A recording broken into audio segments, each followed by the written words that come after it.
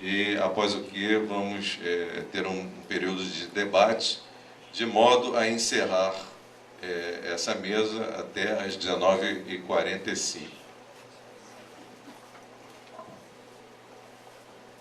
Thank you, Professor William de Souza Moreira, distinguished scholars, ladies and gentlemen. My paper tonight is entitled The African State, Genocide, and the Exigency of Africa. The state in Africa demonstrates a glaring inability to fulfill its basic role to provide security, welfare, and transformative capacities for society's developmental needs and aspirations. The state is virtually at war with its peoples, having murdered 15 million in Biafra, Rwanda, Darfur, Southern Sudan, Guinea-Bissau, the Congos, Cote d'Ivoire, and elsewhere on the continent between 1966 and 2011.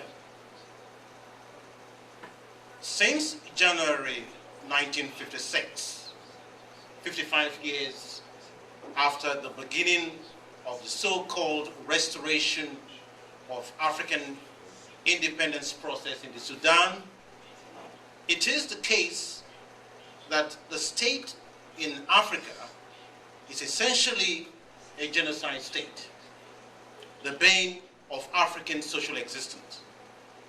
It is what constitutes the bane of African social existence. It is the firestorm of the emergency that threatens the very survival of the African. It is not death, poverty, HIV/AIDS, other diseases, and the myriad of socio-economic indices often reeled off in many a commentary.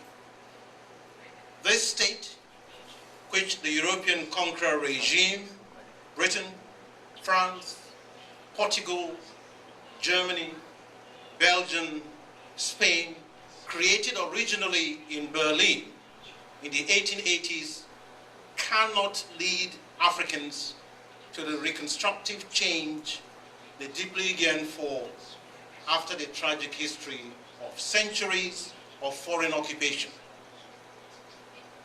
Such a change was and never is the mission of this state, but an instrument to murder, expropriate, and despoil Africa by the conquest and its aftermath.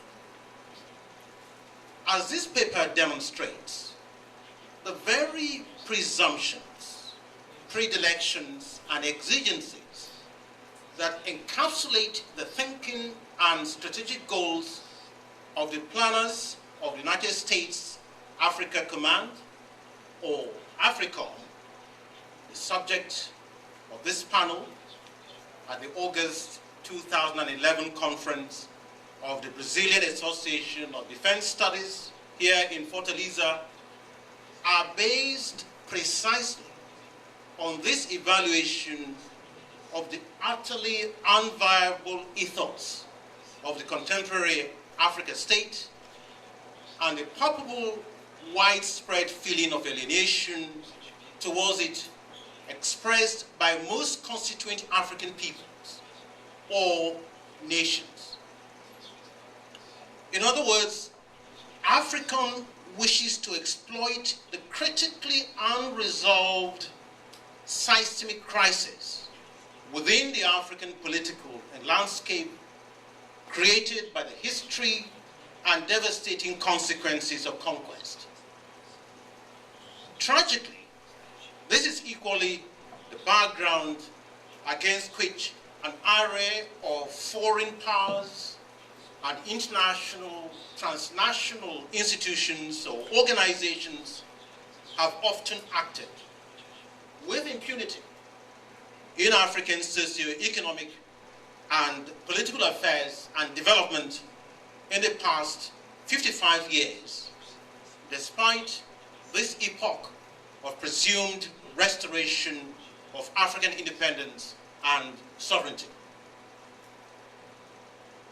The ongoing flagrant Anglo-Franco-US-led NATO unrelenting aerial and naval bombardment of Libya, which has gone on now for 4 months, and the French-led violent military overthrow of the government of Cote d'Ivoire earlier on in the year, during which an estimated number of 2,300 Africans were so ruthlessly murdered, underscore this staggering impunity.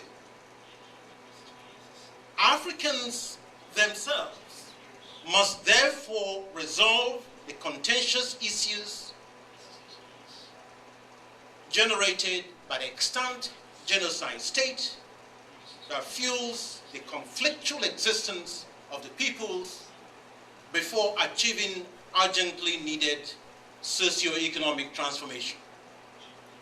This is an imperative internal political question whose answer or solution is also imperatively internal, definitely not external, howsoever the rationalization is construed. Thus, Africans' own strategic goal for change remains the dismantling of the architecture of alienation and subjugation posed to African existence and progress by the Berlin state emplaced. There is no more profoundly urgent case to illustrate this grave emergency in Africa than to focus on the very country from where it first originated. This country goes by the name Nigeria, and it is to it that we should now turn. In 1966, soon after the world commemorated the 21st anniversary of the liberation of Auschwitz and made the customary solemn declaration of never, never again, Nigeria defiled that season of reflection, commiseration, and hope. Its military officers, the police, Hausa Fulani emirs, Muslim clerics and intellectuals, civil servants, journalists, politicians, and other public figures planned and executed the Igbo genocide, the foundational genocide of post-European conquest Africa. This is also Africa's most devastating genocide of the 20th century.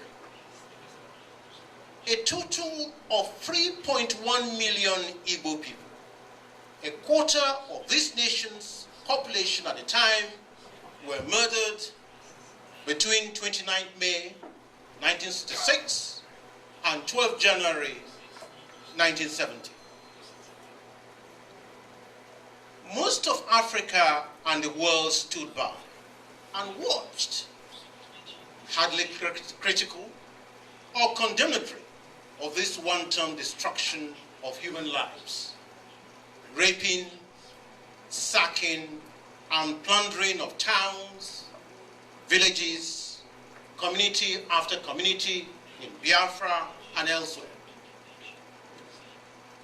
Most Igbo were slaughtered in their homes, offices, businesses, schools, colleges, hospitals, markets, churches, shrines, farmlands, factories, industrial enterprises, children's playgrounds, town halls, refugee centers, cars, lorries, and at bus stations, railway stations, airports, and on buses, trains, and planes, and on foot, or starved to death. The openly propagated regime weapon to achieve its heinous goal more speedily. In the end, the Igbo genocide was enforced devastatingly by Nigeria's simultaneously pursued land, aerial, and naval blockade and bombardment of Igbo land, Africa's highest density region outside the Nile Delta. Earlier on in 1945 and 1953, under the very watch of the British occupation, the Hausa Fulani political leadership had carried out two premeditated pogroms on Igbo immigrant populations in Jos and Kanu in North Nigeria, in opposition to the Igbo vanguard role in the struggle for the restoration of Nigerian independence from the British conquest. Hundreds of Igbo were murdered in each occasion, and tens of thousands of pounds sterling worth of their property looted or destroyed. Neither in Kanu nor Jos did the occupation regime apprehend or prosecute anyone for these massacres and destruction. Tragically, these pogroms turned out as dress rehearsals for the 1966-1970 genocide. The perpetrators, who subsequently seized and pillaged the rich Nigeria economy, appear to have got off free from any forms of sanctions from Africa and the world for what are unquestionably crimes against humanity. The consequences for Africa have been catastrophic. Several regimes elsewhere in Africa are convinced of the conclusions that they have drawn from this crime by the Nigerian counterpart. And I quote, "We can murder our peoples at will. There will be no sanctions from Africa and the world," unquote. As a result, the Igbo genocide becomes the clearing site for the haunting killing fields that will snake across the African geographical landscape in the subsequent 40 years, with the murders of additional 12 million Africans since January 1970 by regimes in further genocide in Rwanda, Darfur, and Zaire, or Democratic Republic of Congo, and other killings in Liberia, Ethiopia, Congo Republic, Somalia, Uganda, Sierra Leone, Guinea, Cote d'Ivoire, Chad, Angola, South Sudan, and Burundi.